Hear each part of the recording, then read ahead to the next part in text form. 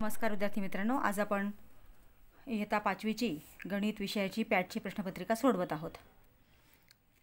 पॅटच्या प्रश्नपत्रिकेमध्ये प्रश्न पहिला आणि दुसरा हा ओरल आणि प्रॅक्टिकलचा असतो आणि प्रश्न तिसऱ्यापासून रिटर्न टेस्ट चालू होते. Question number 3, write the correct answer in the box. Write the given number in words. इथं इन वर्ड्स लिहायचं आहे. आता हा नंबर आहे 7589.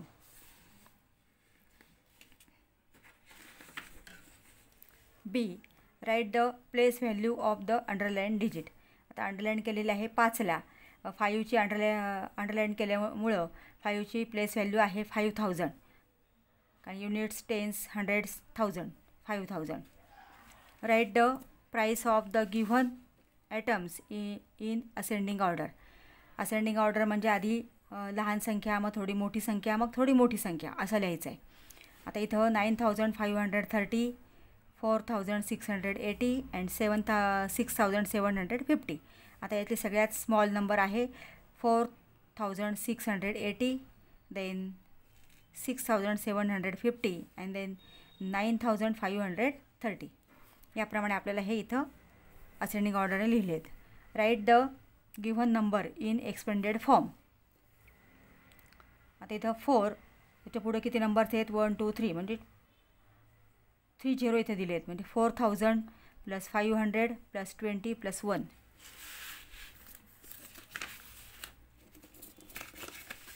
नेक्स्ट क्वेश्चन आहे ॲड. इथे ॲडिशन करायचं आहे. 493 + 168 याची सम येते 661. सबट्रॅक्ट 502 - 347 याचं सबट्रॅक्शन केली, त्याचं आन्सर येतं आहे 155. नेट मल्टिप्लाय 516 × 7 याचा आन्सर येतं आहे, इथं आपण मल्टिप्लिकेशन केलं तर 3612. 848ला 8ने डिवाईड केलं तर त्याचं आन्सर येतं आहे 106. इथं डिव्हिजन आपण केलेलं आहे.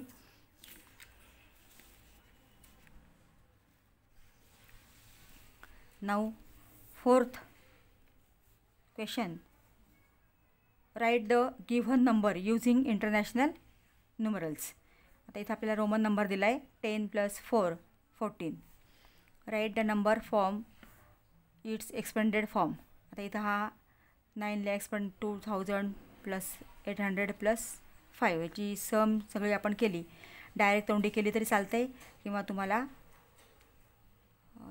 ओरल येत नसेल तर रिटर्न करून तुम्ही इथं लिहू शकता.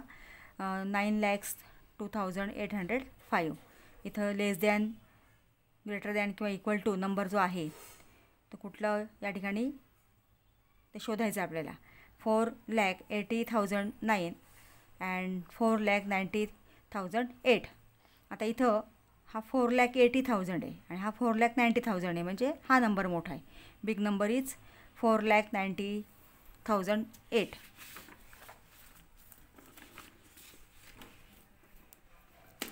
D, Lok Sabha election if 3,17,529 womens and 4,83,748 men voted, how many persons voted in total. Total किती लोकांनी वोटिंग केलेलं आहे ते आपल्याला काढायचं आहे. त्यातल्या महिला आहेत 3,17,529 आणि मेन्स आहेत म्हणजे पुरुष आहेत 4,83,748. त्यांची सम केली आपण. सम करताना मात्र तुम्ही व्यवस्थित प्लेस व्हॅल्यूनुसारल्या युनिट्स प्लेसच्या खाली युनिट्स प्लेस, टेन्स प्लेस खाली 10 प्लेस याप्रमाणे, आणि त्याचा आन्सर आलेला आहे 8,01,277 persons voted in total. Samir wants to buy furniture worth ₹62,750. If he has ₹57,200, then how much more rupees will he need to buy the furniture? आता समीरकडे किती rupees आहेत तर 62,750 आहे. म्हणजे त्याच्याकडे फर्निचर जे आहे तो त्याने घेतलेलं ते एवढ्या रकमेचं आहे आणि त्याच्याकडे आहेत 57,200. मग किती रुपये कमी पडले की म्हणजेच किती रुपये त्यांना नंतर द्यावे लागणार आहे असा प्रश्न विचारला आहे. म्हणजे इथं आपल्याला सबट्रॅक्शन करावं लागणार आहे. वर्ड प्रॉब्लेम्समध्ये व्यवस्थित विचार करून तुम्ही कुठलं ऑपरेशन करायचं आहे ते नीट लक्षात घ्या. मग त्याचा आन्सर येतं आहे 5,550 rupees need to buy the furniture. Then if the cost of one Alphonso mango plant in the nursery is rupees 675, what will be the cost of such 47 plants?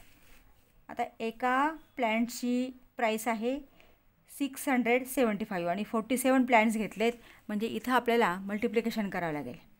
म्हणून 675 मल्टिप्लाय बाय 47 त्याचं answer आहे 31,725 rupees will be the cost of such 47 plants.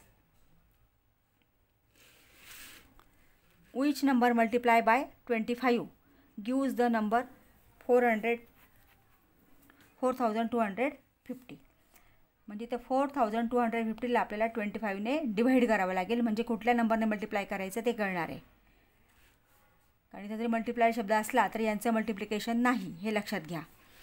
मग आपण जर 4,250ला 25ने divide केलं तर त्याचं answer येते 170. म्हणजे 170 आणि 25 यांचं मल्टिप्लिकेशन हे 4,250 येणार आहे.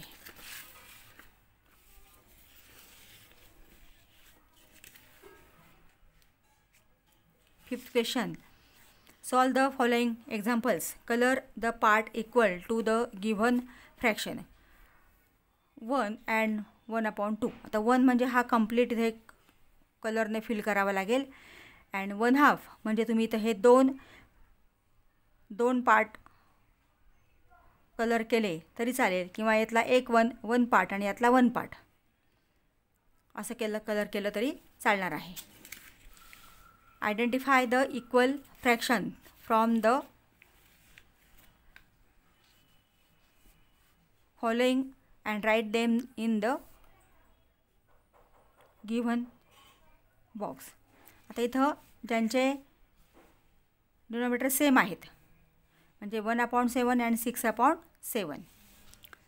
Write any equivalent fraction of the given fraction. Equivalent fraction म्हणजे न्यूमरेटर अँड डिनॉमिनेटरला एकाच नंबरने मल्टिप्लाय करून जे नवीन फ्रॅक्शन्स तयार होतात ते इक्विव्हॅलंट फ्रॅक्शन असतात.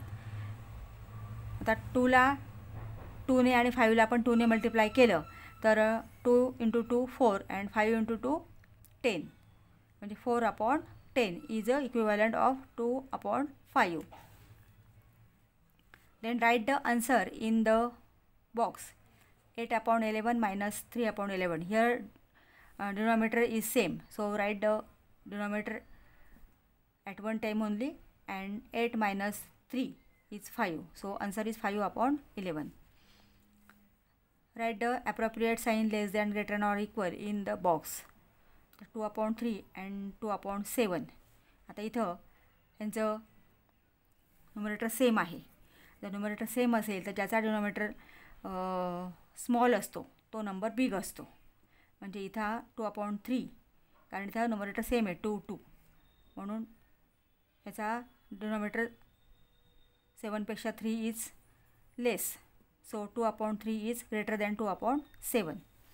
Then 1/2 of 10 is how many?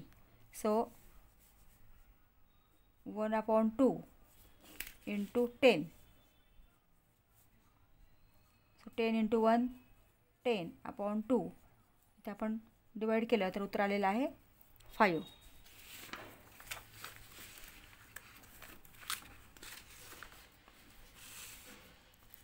Now 6th question. Solve the following examples. 2/7 plus 1/2. Addition of the fractions. आता जेव्हा इथं डिनॉमिनेटर सेम नसतात त्यावेळेस इथं cross multiply at the numerator. 2 into 2 plus 1 into 7, and at the denominator multiply the denominator 7 into 2 and 7 into 2. आता 2 into 2 4, 7 into 2 14, 7 1 जा 7 and 7 2 जा 14. आता इथे डिनॉमिनेटर सेम झाले. हा डिनॉमिनेटर आपण 14 लिहिला. 4 plus 7 is 11 upon 14. Here is the subtraction of fractions.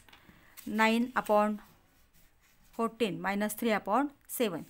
इथेही क्रॉस मल्टिप्लाय केलं आहे. 9 into 7, 3 into 14, and at the denominator 14 into 7 and 14 into 7. So 9 7 जा 63, 14 7 जा 98, minus 14 3 जा 42 and 14 7 जा 98. Denominator is same. 63 minus 42 is 21 upon 98. तर आपण डिवाइड केलं तर 3 upon 14. Colour 1 upon 3 balloons from following.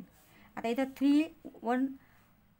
1 upon 3 balloons colour करायचे आहेत. म्हणजे इथं टोटल बलून्स आपल्याला आधी मोजावे लागतील. हे टोटल बलून्स काउंट करा. 1 2 3 4 4 5 6 7 8 9 10 11 12 13 14 15. 15 बलून्स आर टोटल बलून्स जे आहेत 15 आहेत. Multiply 1 upon 3. So 15 into 1 is 15 upon 3. 3 5 जा 15. So color the only 5 balloons. Then Meena had 45 flowers. Out of them she used 4 upon 5 flowers to make a garland. Then how many flowers were left with Meena? आता मीनाकडे 45 flowers आहेत. तिने त्याच्यापैकी 4 upon 5 use केलेत. कशासाठी? माळा तयार करण्यासाठी. आणि तिच्याकडे किती लेफ्ट राहिले म्हणजे किती शिल्लक राहिले मीनाकडे ते विचारलं आहे. So 45 multiply by 4 upon 5.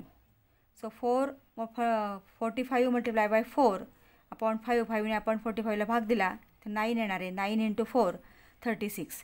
म्हणजे 36 फ्लावर्स मीनाने यूज केलेले आहेत. So 45 minus 36 is equal to 9.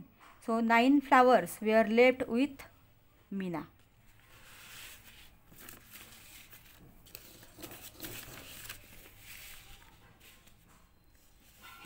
Now 7th question. Solve the following examples. Encircle the prime number from the following: 91, 51, 71 and 81. 71 is a prime number. Encircle the number which are divisible by 4 and draw rectangle around the number which are divisible by 5. आता 4ने जे divisible आहेत म्हणजे ते आपल्याला 4चा table म्हटला तरी आपल्याला सहज लक्षात येतं. 4 4 2 जा 8 त्याला सर्कल केलं आहे आपण. 4 3 जा 12, 4 4 जा 16 आणि 4 5 जा 20. म्हणजे यांना आपण सर्कल केलेलं आहे.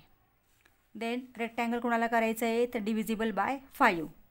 5 5 2 जा 10, 5 3 जा 15 and 5 4 जा 20. 20 is divisible by 4 and also 5. Write the prime factors of the given numbers and write whether they are co-prime numbers or not. The 10 and 33 factors of 10 म्हणजे 10ला कोणत्या नंबरने कंप्लीट डिव्हिजिबल आहे, कंप्लीट डिवाइड होतं आहे ते आपण शोधायचं आहे. 1 2 5 and 10. Factors of 33 1 3 11 13. आता इथं दोघांमध्ये कॉमन फॅक्टर्स कोणता आहे? फक्त 1 आहे, दुसरा कुठलाच नाही आहे. आणि जर कॉमन फॅक्टर फक्त 1 असेल then this number are the coprime numbers. म्हणजे 10 and 33 are coprime numbers. आता इथं मेजर द XYZ. इथे एक अँगल दिलेला आहे आणि त्याचं मेजरमेंट घ्यायचं आहे. त्याचं प्रोट्रॅक्टरने मेजर करून आपल्याला त्याचं मेजरमेंट लायचं आहे. हा अँगल आहे 105 डिग्री.